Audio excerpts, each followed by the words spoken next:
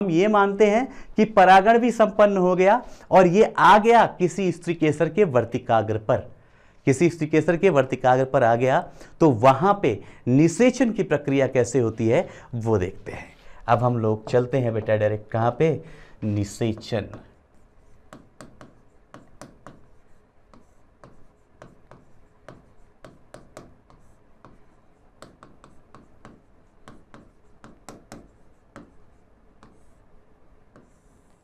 पुष्पीय पादपों में निषेचन की प्रक्रिया। जब भी हम पुष्पीय पादपों के निषेचन की बात कर रहे हैं बेटा, देखे जरा यहाँ पे क्या हो रहा है, कैसे हो रहा है। आपको अब पूरी कहानी बहुत स्पष्ट रूप से और ध्यान से देखनी है, समझनी है कहाँ पे क्या हो रहा है, एक एक चीज़ को बहुत ध्यान से। मैं चाहता हूँ आप लोग देखें और सीखें कि हो क्या रहा है। ये तो समझ ही गए आप लोग कि मैंने क्या बनाया, वर्तिकाग्र बनाया।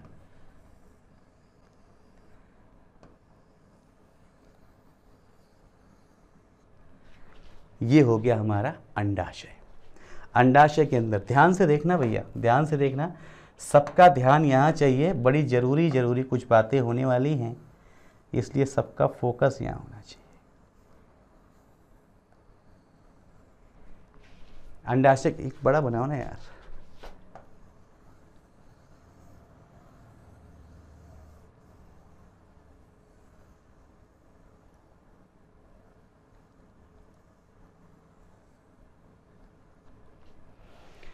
अंडाशय के अंदर कोष्ठ, कोष्ठ के अंदर बीच में हमारा बीजांड।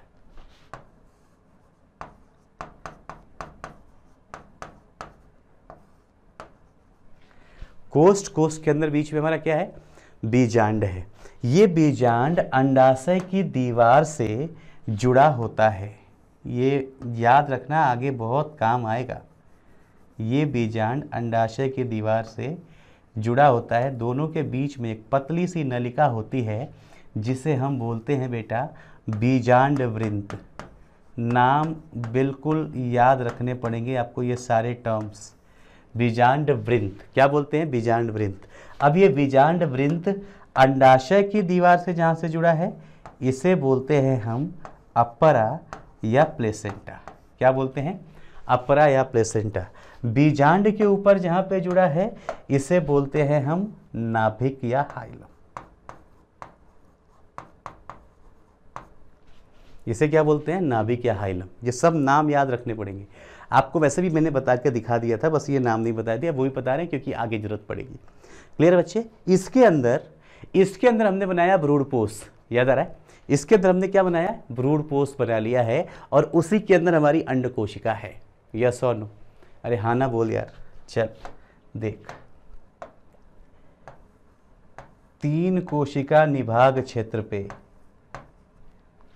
याद आ रहा है, 3 कोशिका निभाग क्षेत्र पे, 2 कोशिकाएं यहाँ पे और बीच में एक बड़ी सी अंड कोशिका और 2 ध्रुवीय केंद्रक बीच में यहाँ पे। याद करो, सब पढ़ लिया था। और हमने ये भी पढ़ा था कि कोशिका का अगर मैं नंबर काउंट करने जाऊं तो 3 कोशिका प्रति व्यासांत वाली, 3 कोशिका यहाँ पे सहायक कोशिका, 1 कोशिका अंड कोशिका, तो 3 3 6 एक साथ और एक बीच में मध्य कोशिका। याद आ रहा है। इस तरीके से हमने 8 केंद्र की और 7 कोश की स्ट्रक्चर बना लिया था। हमने भ्रूणपोष बना दिया। देखो मैं पूरा का पूरा निषेचन की प्रक्रिया समझा रहा हूँ, बहुत कायदे से सुनो। यहाँ पे आया कोई परागकण, यहाँ पे क्या आ गया, परागकण आ गया। पूरा फोकस चाहिए, पूरी सबका ध्यान दिमाग यहाँ पे क्या आ गया बच्चे, परागकण। इस परागकण ने क्या बनाया, इसने बनाया पराग नलिका। इसने क्या बनाया,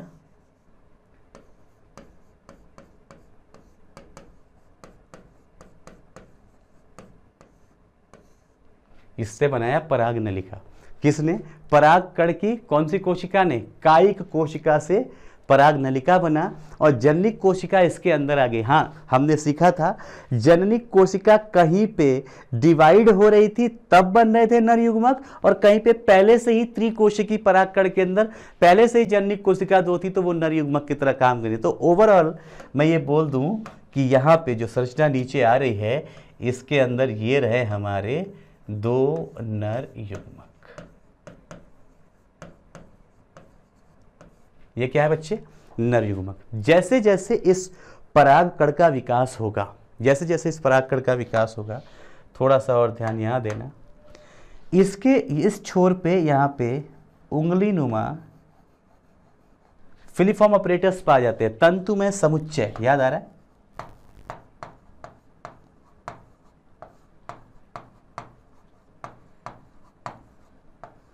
तंतु में समुच्चय ये क्या काम कर रही है जरा देखना। ये पराग नलिका विकसित होकर, ये पराग नलिका विकसित होकर यहां पहुंची।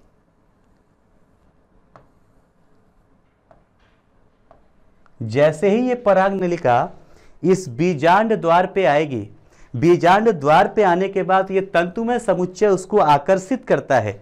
वह तंतुमय समुच्चय क्या करता है? उसको आकर्षित करता है, और आकर्षण की वजह से ये पराग नलिका यहाँ इस कोशिका, कौन सी कोशिका?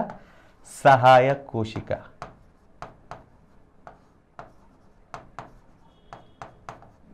इस सहायक कोशिका से होते हुए ये अपने पराग नलिका को लेके जाते हैं और यहाँ अंड कोशिका के पास, कहाँ पे बच्चे?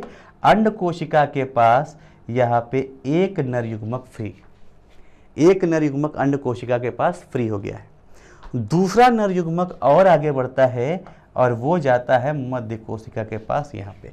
अब यहाँ पे जितनी बातें सिखाई हैं ये सिखाई हैं अब दिखाने के लिए, अब आपको और अच्छे से दिखाने के लिए मैं यहाँ पे सिर्फ क्या ले रहा हूँ? सिर्फ अंडाशय।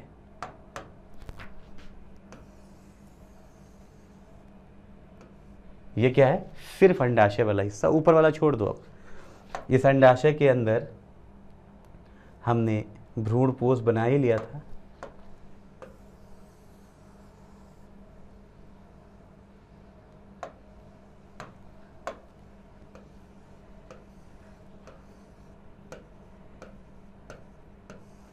क्या है ये? प्रतिव्यासांत कोशिका, एंटीपोडल सेल कोशिकाएं। 3 नंबर हम लोग पढ़ चुके हैं पहले ये सब। यहाँ पे आपने बनाया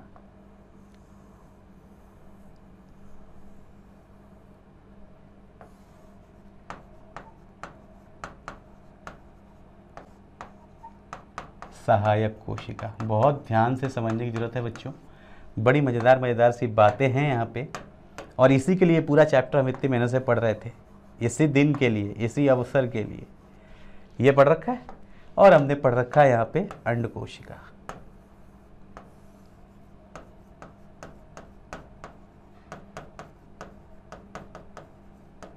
बस देखते रहना है, सब समझ में आएगा, है ना। अगर आप लोगों ने पहले से थोड़ा सा भी सीरियस होकर इस संरचना को पढ़ लिया है, समझ लिया है, तो सब समझ में आएगा। ध्यान से देख लो, यहाँ पे जैसे ही क्या आया था? पराग नलिका आई थी। हमने पराग नलिका की एंट्री यहाँ से करा दी थी, यस और नो। और पराग नलिका में से एक जो नर युग्मक था वो आपने यहाँ निकाल दिया था। थोड़ा और बड़ा कर दो, दिखता रहे। और अंड कोशिका वाला इसका न्यूक्लियस भी ये दिखता रहे। एक यहाँ निकाल दिया था और एक नर युग्मक यहाँ आ गया था। कहाँ आ गया था? यहाँ पे देखो, यहाँ पे अंड कोशिका के साथ, अंड कोशिका के साथ संलयन होता है जब नर युग्मक का, तो यहाँ पे युग्मनज बनता है। क्या बन जाता है? युग्मनज का निर्माण। ये हुआ क्या? एक निषेचन। निषेचन का मतलब क्या? Syngamy, fertilisation. युग्मनज बन गया। 2 नर युग्मक, मादा युग्मक, दोनों युग्मक मिल गए, युग्मनज बन जाएगा, यस और नो। इस वाली जगह पे भी फर्टिलाइजेशन होता है। यहाँ पे 3 कोशिकाएं एक साथ फर्टिलाइज हो रही हैं, जहाँ पे बेसिकली पहले क्या थी, पहले थी यहाँ पे ध्रुवीय केंद्रक, पोलर न्यूक्लियाई।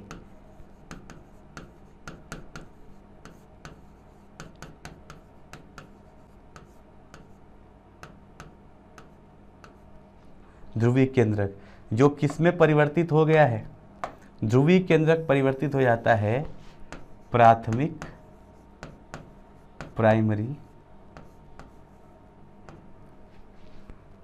प्राइमरी भ्रूणपोष केंद्रक।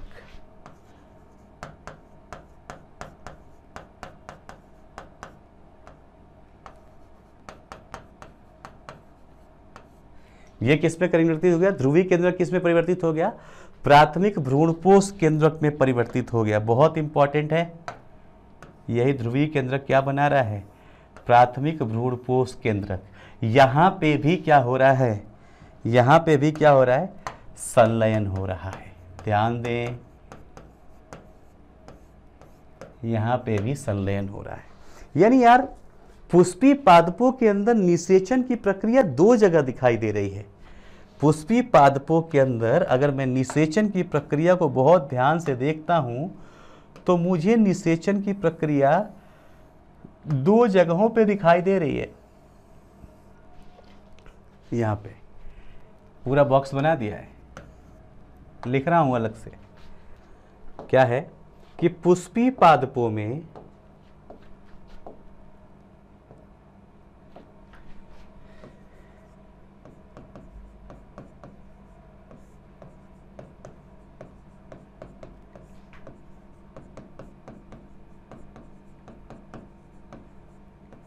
निषेचन, और जब मैं पुष्पी पादपों में निषेचन के बारे में सोचता हूं, समझता हूं, तो मुझे क्या दिखाई दे रहा है, पहला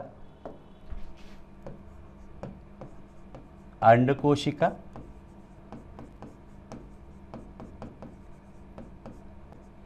जिसे मैं लिख सकता हूं मादा युग्मक। अंडकोशिका के साथ निषेचित हुआ क्या,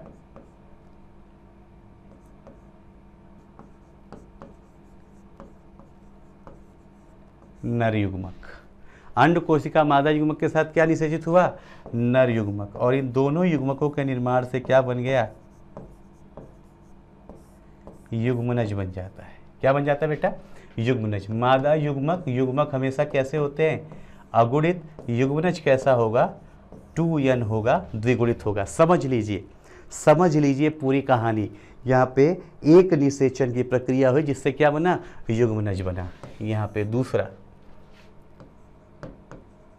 ध्रुवीय केंद्रक, कितनी थी संख्या ध्रुवीय केंद्रकों की, यहां पे पहले से ही 2 ध्रुवीय केंद्रक थे, तो एक n था, एक n था। यस और नो, n और n 2। यहां पे आया एक नर युग्मक फिर, और यहां पे इसे तो आप क्या बोलते हैं,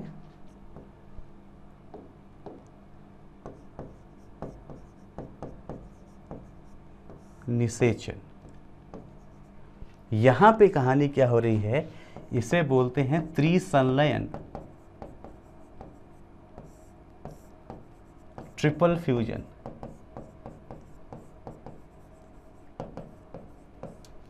what is this, this is triple fusion, त्रिसंलयन। ये तीनों एक साथ समाकेतित हो गए, एक साथ मिलके यहां पे बना लेते हैं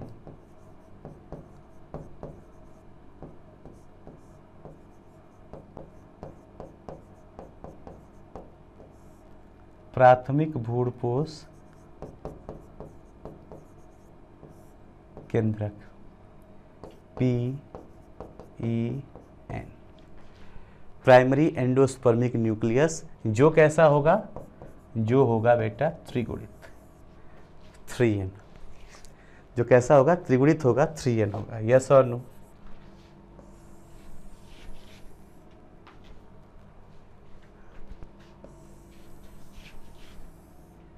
यानी यहां पे आपको एक चीज और बहुत इंपॉर्टेंट ध्यान देनी है, ये दोनों चीजें बहुत अच्छे से पुष्पी पादपों में बहुत बहुत इंपॉर्टेंट बात कर रहा हूं, बहुत ज़्यादा महत्वपूर्ण।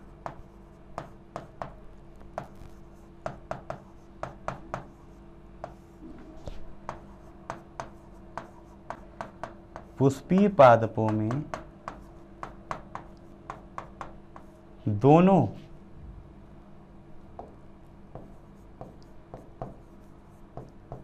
नर युग्मक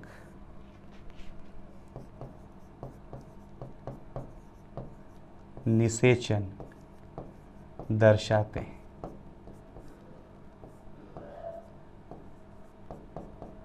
दोनों के दोनों नर युग्मक क्या कर रहे हैं? निषेचन दर्शाते हैं। यह प्रक्रिया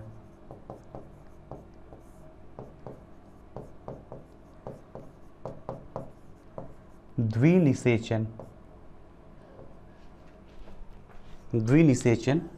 कहलाती है। यह क्या कहलाती है? द्विनिषेचन की प्रक्रिया कहलाती है। स्पष्ट है? एक और बहुत महत्वपूर्ण बात, द्विनिषेचन की प्रक्रिया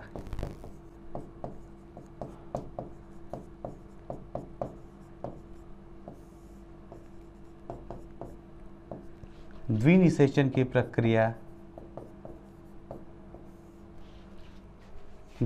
की प्रक्रिया जो है वो क्या है?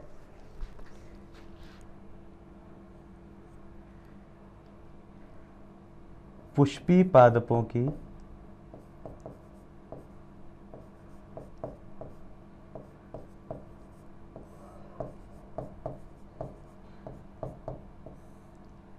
पादपों में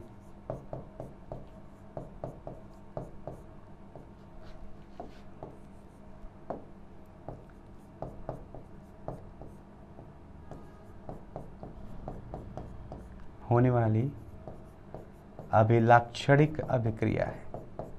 मतलब ये सिर्फ इसी के अंदर पाई जाती है, द्विनिषेचन। किसके अंदर? पुष्पी पादपों के अंदर ही पाया जाता है द्विनिषेचन, और किसी प्लांट में नहीं पाया जाता।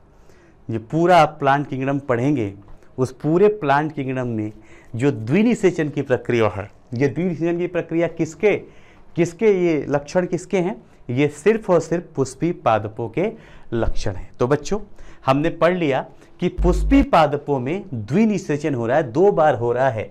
मैंने लिख के भी दिखा दिया, ये 1 बार, ये 2 बार, इसलिए हम इसे क्या बोल रहे हैं? द्विनिषेचन। और ये द्विनिषेचन की प्रक्रिया पुष्पी पादपों की अभिलाक्षणिक अभिक्रिया है, अद्वितीय अभिक्रिया है, जो सिर्फ इन्हीं पुष्पी पादपों में होता है। कैसे होता है, क्या क्या चीज़ें हुई, किससे क्या बना और क्या चीज़ें होंगी इसके बाद देखो, निषेचन हो गया।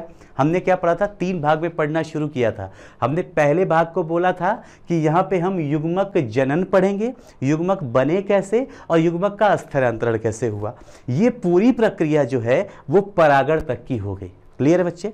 परागण के बाद की पराग नलिका बनना और निषेचन की प्रक्रिया हमने आज कर ली। निषेचन से हमने देख भी लिया कि बना क्या क्या।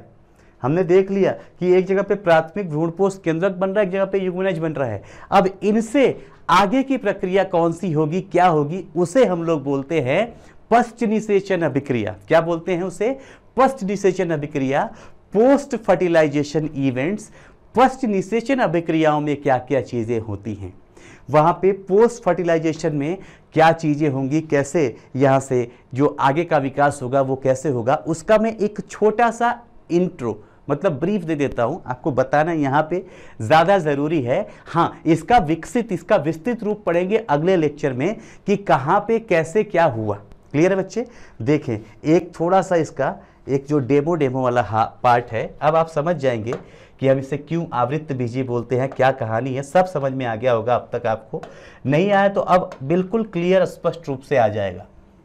यहाँ पे कहानी क्या हो चुकी है जरा देखिए। यहाँ पे कहानी हो चुकी है कुछ ऐसी। यहाँ पे इस जगह पे निषेचन की प्रक्रिया हो चुकी है, और निषेचन की प्रक्रिया होने के बाद यहाँ पे स्थिति ऐसी है कि यहाँ पे 3 है प्रतिव्यासांत कोशिकाएं, यहाँ से 2 है सहायक कोशिकाएं, और अब यहाँ पे अब यहां पे अंड कोशिका नहीं है,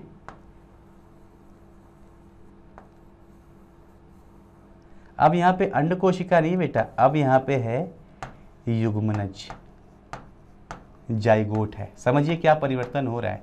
यहाँ पे क्या है बच्चे, अब जाइगोट है। और देखिए यहाँ पे जो बीज की स्थिति है, बीज में तो 3 कोशिकाएं एक साथ हैं, जिसे हम बोल रहे हैं प्राथमिक भ्रूणपोष केंद्रक। बहुत अच्छे से समझिएगा, बड़ा टेढ़ा लगता है लेकिन मैंने आपको बहुत इजी तरीके से स्टेप बाय स्टेप सिखाने की कोशिश की है। जो बच्चे शुरुआत से लेके अंत तक पढ़ लेंगे उन्हें कहीं कोई गलती नहीं नज़र आएगी, कोई गलती नहीं होगी उनकी, और उनको चीज़ें बहुत आसान नजर आएंगी। ये हो गया प्राथमिक भ्रूणपोष केंद्रक। ध्यान से देखना, जैसे ही फर्टिलाइजेशन हो जाता है, जैसे ही निषेचन हो जाता है, आपने सीखा है कि इसके ऊपर बहुत सारे और भी संरचनाएं हैं। ये भी हो सकता है, हमने यहाँ पे अगर कलरफुल पार्ट बनाना है तो यहाँ पे ये फ्लावर का रंगीन हिस्सा भी हो सकता है, दल, बाह्य दल, पुंकेसर, स्त्री केसर, चारों चीज़ें थी ना, तो यहाँ पे बाकी संरचनाएं भी हो सकती हैं। लेकिन अब आपको यहाँ से समझना है कि निषेचन के पश्चात, ध्यान दें, निषेचन के पश्चात सभी पुष्पांग, स्त्री केसर को छोड़कर, निषेचन के पश्चात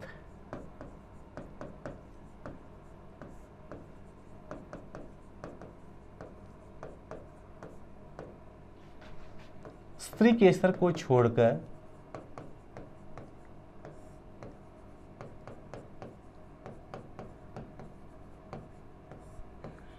सभी पुष्पांग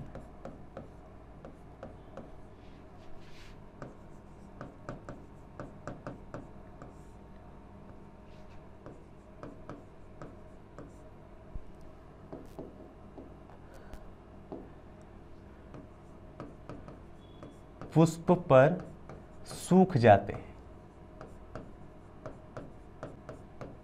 मतलब ये जितना भी संरचना देख रहे हो सब गायब, ये सब यहाँ से क्या हो जाएंगे, गायब। ये सब सूख साख के खत्म, आ रहा है समझ में, ये सब सूख के गायब हो जाएंगे, सूख जाते हैं।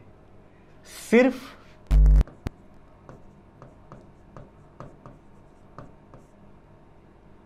जायांग या स्त्री केसर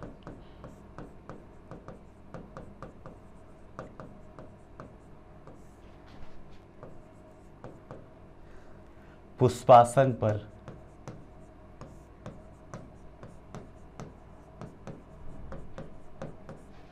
रह जाता है।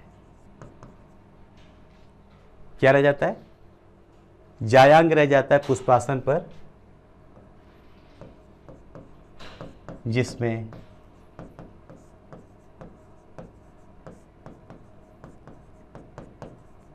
पश्च निषेचन प्रक्रिया शुरू होती है।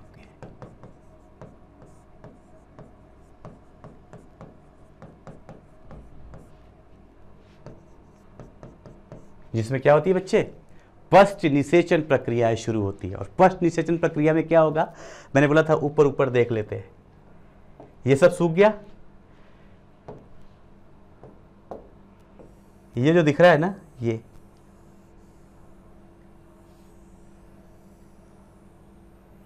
अंडाशय पूरा का पूरा फल में परिवर्तित हो जाता है। क्या होगा देखो,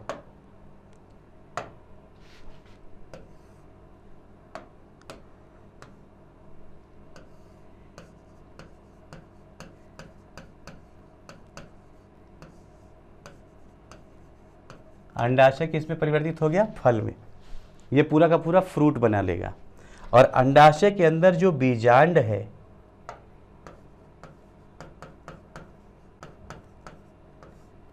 बीजांड किसमें परिवर्तित हो जाता है, बीज के अंदर। यानी ऐसा नहीं लग रहा कि फल के अंदर बीज, अरे ऐसा नो, फल के अंदर क्या है, बीज। इसीलिए ये बीज ढके होते हैं फल से, इसी वजह से तो इन्हें आवृत्त बीजी बोलते हैं। यस और नो, बीज के अंदर दो चीजें, क्योंकि आप ध्यान दें तो आपने बीज में इसको ही परिवर्तित किया है, ये संरचना। बीज के अंदर दो चीजें हैं, प्राथमिक भ्रूणपोष और युग्मनज। जो प्राथमिक भ्रूणपोष से यहां से निषेचन के पश्चात जो प्राथमिक भ्रूणपोष है, इससे पादप के लिए बीज के अंदर भ्रूण पोष का विकास हो जाएगा और युग्मनज से भ्रूण बन जाएगा। यानी अगली क्लास में हम लोगों को ये दो चीज़ें पढ़ने को रह गई। आगे की कक्षा में हम क्या पढ़ेंगे, भ्रूण का निर्माण कैसे हो रहा है, भ्रूण पोष का क्या काम है, यहाँ पे कैसे फल व बीज बनते हैं, और इसी के साथ ये करते ही हमारा ये अध्याय हो जाएगा खत्म। तो आज हमने एक बहुत ही महत्वपूर्ण भाग इस चैप्टर का, जहाँ पे प्रजनन की बात करनी थी, वो हमने क्लियरली क्या कर लिया है, कवर कर लिया है। हमने पूरा का पूरा क्या कर लिया है, पढ़ डाला है। तो आप लोग अगर चाहते हैं, मज़ा आ रहा है तो लाइक करें, चैनल को सब्सक्राइब करें, और अगर आप ये चाहते हैं कि आपको ये अच्छे से, जैसे ये जो नोट्स लिखे हुए हैं, ये आपको PDF नोट्स मिल जाएं, आपको इनके ऊपर आधारित ही जो हमने पढ़ा आज के क्लास में, इसके ऊपर आधारित ही आपको DPP मिल जाए, तो download the app, download the motion app, और मोशन ऐप पे लॉगिन करके आपको ये सारी चीज़ें वहाँ पे मिल जाएंगी, DPP भी मिल जाएंगी और इसके प्रॉपरली नोट्स भी मिल जाएंगे। तो चलो बच्चों, पढ़ते रहिए, मिलते हैं अगले लेक्चर में। Till then, God bless, take care.